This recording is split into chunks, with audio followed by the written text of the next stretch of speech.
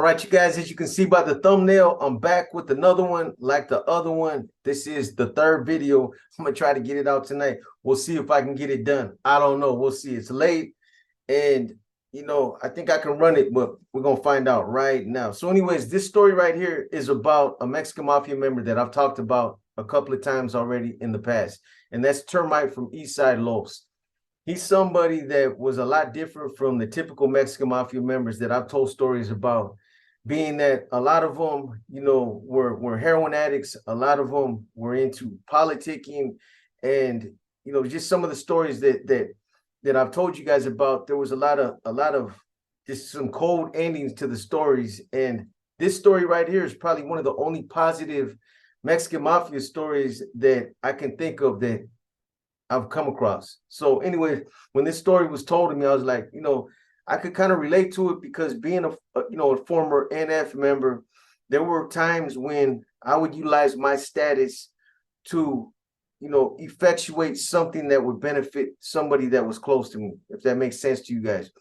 If I had somebody that was a friend or somebody that was part of my inner circle, and they needed help collecting money, or they needed somebody roughed up, somebody that was bothering somebody, or I had a friend that had a 20-year-old kid that was acting up, and he wasn't listening to his mom, and she was somebody that I considered to be a friend. I would go over there to her house and put his little ass in check, and I would use my influence in a positive way instead of using my influence in a negative way to hurt people, or just in a lot of the different stories that I've told you guys about in the past. Anyways, like I've told you guys, in the first couple of stories that I talked about, with respects to Termite, he was somebody that was well respected out there. He was somebody that, again, he was different insofar as he was a black belt in kickboxing, and he was somebody that worked out religiously in the gym. He took a lot of emphasis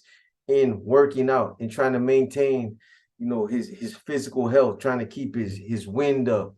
Those are things that he really placed a lot of emphasis on, and that's kind of rare. Even for a lot of NF members, the NF has policies, stringent policies, strict policies that forbid any type of habit forming drugs.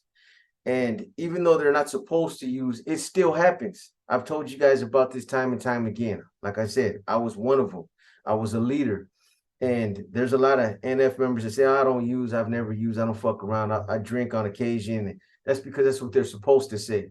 Really, though, when they're in the privacy of their own home, or when nobody else, knows about it, they're getting loaded. So it happens. It happens. People do what they do behind closed doors. So that's why, Termite was a little different. A lot of Mexican Mafia members, and I'm not slamming them, I understand that a lot of them come from backgrounds where, similar to the background that I come from. At a young age, they got addicted to heroin. Unfortunately, they end up falling into that cycle, into that lifestyle. They go on to lead, a long life, but it's a long life of addiction.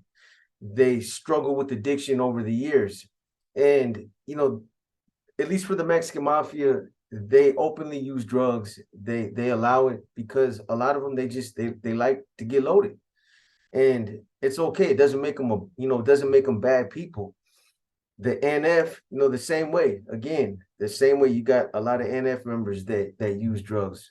I know there's going to be a lot of pushback, and a lot of them are going to say, no, we don't. But come on, keep it real. So before I go into this story any further, let me just say this. It's a short one.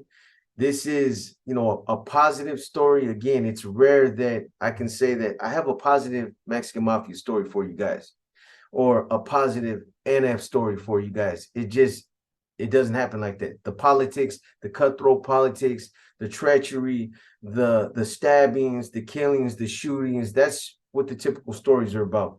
But in this one situation right here, this is a story that, it goes to show a little bit about what type of character Termite was as an individual, not just a Mexican Mafia member, but as an individual. And that's why he was a well-known, well-respected Mexican Mafia member, because of things like this. This is an example right here. So as I told you guys in one of the past stories, Termite had all of Southeast Los Angeles. So all that area out there that was considered his territory, he had them all on that taxation program. And all those neighborhoods, all that area out there that was, his, they were all loyal believers of the Mexican mafia. And his stance was kind of like the NF's. He felt like, if you were out there and you were getting loaded, you were only going to be running it like 60%. He didn't want somebody that was all, twacked out on heroin or crank or crystal. He didn't want somebody like that around him, because these are the same people that are going to have to watch his back.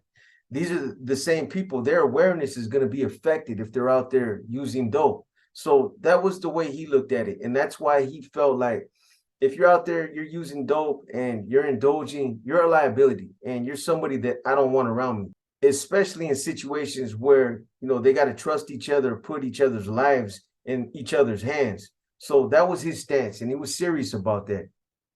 But if you guys recall the story that I told you guys about with respects to, how Termite's little brother got killed and how he was shot in front of that nightclub. Ironically, years after suffering a gunshot wound to his hand in that same incident that killed his little brother, they ended up putting him on some highly addictive pain medication because he had constant chronic pain. I believe it was oxycodone. So if you guys are familiar with oxycodone and they prescribe it to you for arthritis, for, like in his case, nerve damage, your legs, whatever, your back pain, whatever case it may be, if they prescribe it to you and you're taking it on a daily basis, eventually you're going to build up a tolerance to it. You're going to become immune to it where you don't even feel it no more. So instead of taking one pill, you're going to start taking two. Then that's going to turn into three. Three turns into four. Next thing you know, you're taking mouthfuls of oxycodone. And then that drug in itself isn't, effective anymore. So a lot of the times, guys that are on pills, downers, those kinds, then they'll turn to heroin and then morphine, and it just continues and continues. It's a cycle. So, that would end up happening to Termite because of his chronic pain. And this obviously took a lot of people by surprise, because Termite wasn't somebody that was known for, using dope. He wasn't known to be a dope fiend. He was somebody that you would see at the gym, somebody that was always, wearing his workout clothes. He always had his, his yokes on. He was a big dude, and, he was physical. But he started using heroin. He started, shooting dope. He started mainlining. And before you know it, he's caught up in that cycle of addiction. So eventually he's at one of his close friends' house, and he goes into the bathroom to fix, and he ends up ODing. This guy that he thought was a close friend, little man from White Fence, he actually, when Termite fell out and, he was passed out, little man starts going through his pockets. He stripped him for all his cash, took all his jewelry, and then he took his car keys. So he basically stripped him for everything he had. But, Termite's mom was aware of the fact that he had that car. She knew that he had a wedding ring. Other people got involved. They pressed. Little man ended up giving the car keys back. And I believe they also recovered his wedding band. But, he kept the cash. And from that point on, I'm pretty sure that little man was in hot water. So again, this story right here, it's a prime example of the type of dude Termite was. It's not one of them shoot him up, stab him up type of stories. This story right here is just an example of his character. And that's the reason why I wanted to tell it, because you don't hardly hear these kind of stories. So as the story goes, one of Termite's closest, one of his homeboys that lived in neighborhood Norwalk, it's a hood out there, I guess, in Norwalk, called neighborhood Norwalk. One of his close friends had a grandmother that lived out there. Everybody knew her. She was like, she was like a cool grandmother. A lot of the times his homeboy would bring a lot of his friends, including Termite, over to her house, and she cooked for him. She'd always embrace him. She was an older lady, but everybody liked her because she was one of them type of grandmothers that she was cool as fuck. She was the type of grandmother that, if you came over there and you ate, she'd offer you a beer after dinner. And if you didn't take the beer or you didn't drink, she called you a pussy. Straight up. That's the kind of grandmother she was. She was, good people. She was outgoing. So a lot of the times all the homies over there in that neighborhood would look out for her. They would make sure that nobody would spray paint her house, that nobody would come over there, disrespect her. Nobody would try to take advantage of her. They would let it know that this is the homie's grandmother right here, and she's not to be disrespected. So eventually, and unfortunately, she ended up passing away. She got to, the point where she lived a long, happy life, but she was like in her 80s or 90s, and she ended up passing away from natural causes. When she passed away, her son, which was Termite's friend's father, went over there. They cleaned the house. They, had a couple of homeboys that knew how to go in and renovate. They had them go in there and upgrade everything, put in new appliances. They fixed the place up. Their whole thing was, they wanted to rent it to make some money. Nobody really wanted to move in. None of the family really wanted to move in, from what I understand. They just went in, fixed it up real nice, upgraded everything, and then they were about to put it up for rent. However, when she passed away, you guys know how it is. When somebody passes away in a neighborhood and they've been there for years and they see the activity outside, the moving trucks, or they see things happening, word starts getting around. Well, there was a family that lived on that block right there that owned 3 houses on that same block. And all 3 houses, they had family. So they were trying to move a lot of their family into, these houses and be all on the same block, which is understandable. So they had 3 houses. And when they found out that she passed away, they actually approached Trigger's homeboy's dad and asked him, hey, are you guys renting that place out? If you are, we're highly interested. And being that Trigger's dad, he knew them. They were from the neighborhood. They had 3, like I said, they had 3 other houses there. They, had dealt with them on occasion. Plus, one of their sons was from neighborhood Norwalk, which was the same neighborhood that his son was from. So, it worked out. They were like, yeah, you guys want to rent it. It's a win-win. We'll get somebody in there that we know, that we feel like we can trust, because we've been knowing you guys for years. You guys have been living in this neighborhood for a long time, and they felt comfortable with it. And these guys, already having 3 houses on that block, get to move more of their family in this house. So I'm sure they were happy about that arrangement as well. So after living in that house for about 3 or 4 years, however long it was, one day they end up deciding that they were going to move out. So they decide to move out. They contact the father of Trigger's homeboy, and they're like, hey, you know what? We're going to be moving. We got something else that came up, and we're gonna move out. But our son, his name was Gano, from neighborhood Norwalk. Like I said, somebody that they knew. He wants to take over the lease. He's gonna move in, and everything's gonna remain as is. But he's the one that's gonna take over the lease, and he's the one that's gonna start covering the rent from this point on. So they knew the son, and they felt comfortable with it. They're like, you know what, it's all good. That's, his son was friends with Gano, so they were from the same barrio. So he's like, yeah, it's all good. So almost right off the rip, the rent's not being paid. This guy's making excuses why he can't pay the rent. And at some point, the father goes over there. He confronts this guy. He's like, hey, man, you're going to have to pay me my rent. Otherwise, you're going to have to move. And the unfortunate thing is, like, in situations like that, legally, you're only, you can only do so much. Somebody that moves into a house that you're renting and they decide to stop paying rent, and, they're living there, you can technically, legally, you can only go over there and tell them to move. But if they want to stay in that house, they can stay there.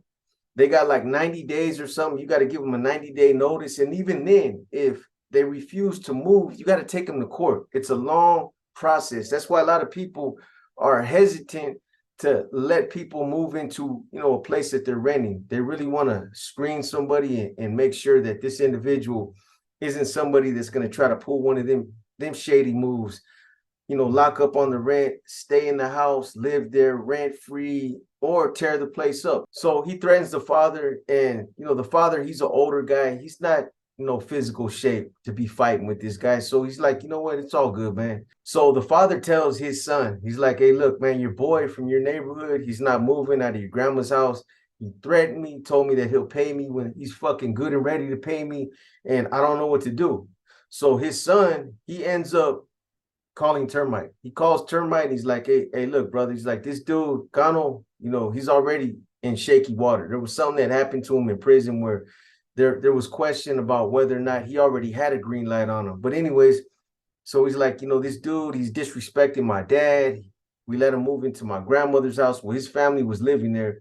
When they bounced, he agreed to take over the rent. But, from the gate, he ain't paying rent, and he threatened my dad. My dad went over there, tried to talk to him. And now this dude's getting all crazy, talking about he's going to whoop my dad's ass. So Termite's like, is that right? He was like, I don't know, from neighborhood Norwalk. So he's like, man, I'll be over there right now. So Termite, Charlie Chats from Clover, and Sluggo from neighborhood Norwalk, they all go over there.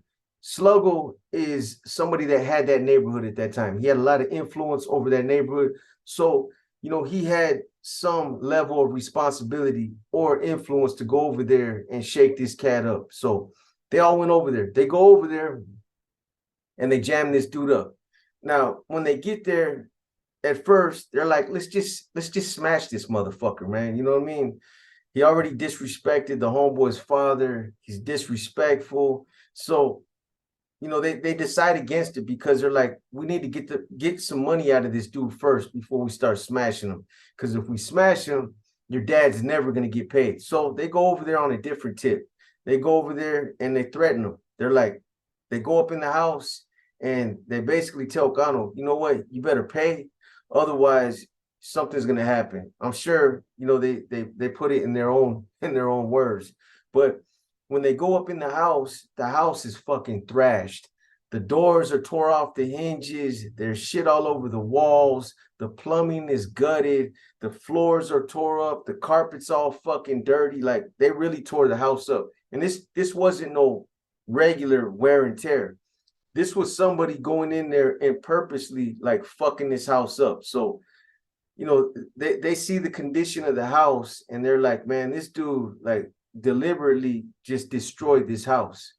Like the house was nice. The grandmother took care of the house, but now it's completely destroyed. And they renovated everything. When they moved in, that family moved in, they put in all new appliances, all new bathrooms, kitchens. So the house was in good shape.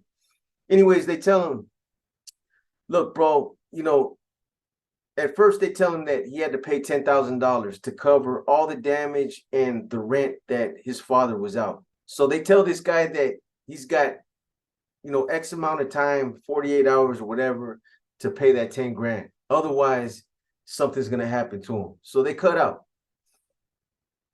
After they cut out, Termite gets a phone call like the next day or something from this guy's family, Gano's, his relatives, whether it was his mom, his dad, somebody that was living at that house before that knew him. They called Termite and they told him, look, if something happens to my little brother or my son or whoever it was that called him, if something happens to him, we're going to report you to the cops. We know who you are. We got your license plate. We seen your car parked out there. So if something happens to my little brother or my son, something happens to Gano, law enforcement's going to know about it and you're going to go to jail. So they basically threatened to tell on him. Needless to say, Termite, he's not too happy about getting that phone call.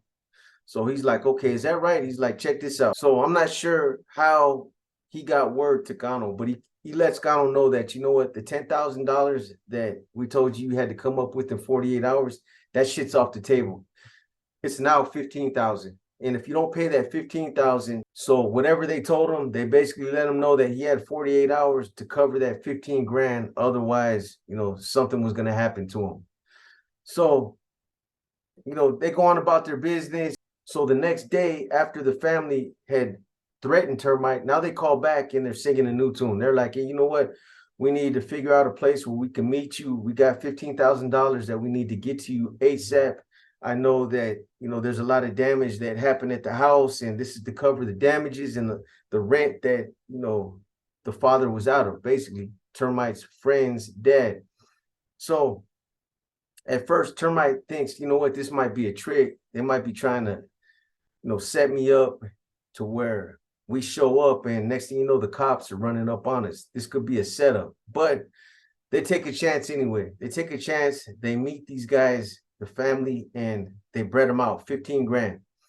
Termite, he takes that 15 grand, takes it back to his friend's dad, and he gives him the whole 15,000. Gave him the whole 15 grand. He didn't take none. He didn't keep none for himself. He didn't ask for nothing. That right there, shows the type of character that Termite was. Because in a situation like that, any other Mexican mafia member, NF member that would have been in a position like that, definitely would have felt like they had something coming. You know what? I use my influence to get you that 15,000. At least peel me off five grand. At least give me a couple grand. But that's how Termite was. Again, the people that he considered to be a part of his inner circle or those that were close to him, his friends, he looked out for them. And this is one time when he used his influence in a positive way instead of in a negative way.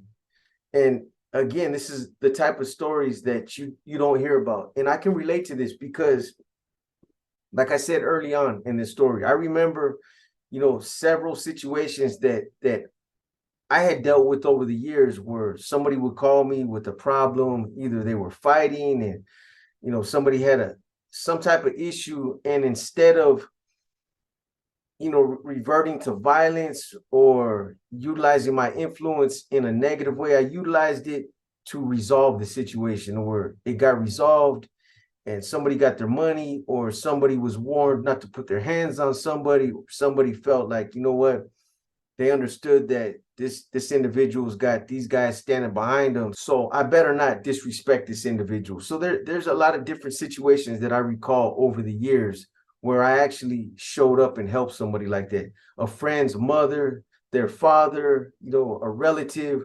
I told you guys about a story. I want to say it's in one of my war stories where I was out there kicking it with an individual we used to call Barbecue Bob. He's a good homie that, basically he used to let us use his backyard for NF meetings, and he'd always be throwing barbecues while we'd be back there. Anyways, Bobby had a niece that she was having issues with her baby's dad. He was basically acting like a bitch. Didn't want to give, her the baby's clothes, and locked up on all the babies, the bags and the diapers and all that.